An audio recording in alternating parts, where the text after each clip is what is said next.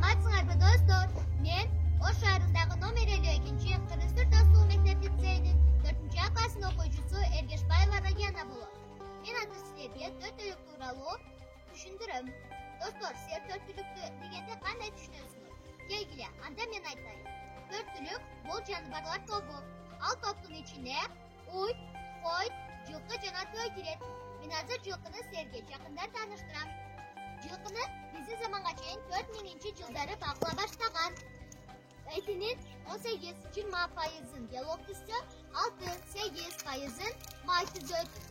Бийиктиги 50 сантиметрден баштап 185 сантиметрге чейин. Ал эми узундугу 2,5 метр. Жылкынын 7 түрү 200 породасы бар. Угуу, жит сөзү, көрүү органдары эң мыкты. Жылкынын салмагы 60 килограммдан баштап 1500 килограммга чейин. Алар 25-30 жыл өмүр сүрүшөт. Кой латын тилинде Описайрас ача тыяктуулар 8000 жылда илгери кого үйрөтүлгөн. Жапайы тоо коюнан музло менен аркардан чыккан. Тиши 32 дана. Үстүндө 12, түйүндө 12 азуу тиши болгондуктан дээрлик бүт нерсени чайнаганга өтө ыңгайлаштырылган. Бийиктиги 51 сантиметрден 100 сантиметрге чейин барат. Ал эми узундугу 60 сантиметрден 110 сантиметрге чейин барат. Кадимки кочкор салмагы 60 килограммдан 180 килограммга чейин.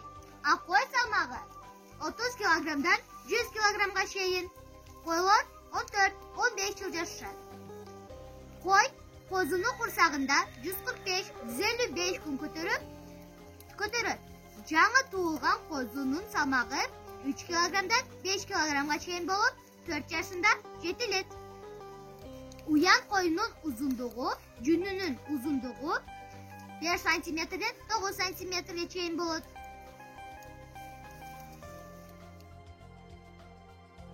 Уй мүйүздүү үй жаныбарларына кошулат. Булар сүт эмүүчү жана сүт берүүчүлөр. Уйлардын ар кандай породалар болот. Чоң породасы, кичине породасы.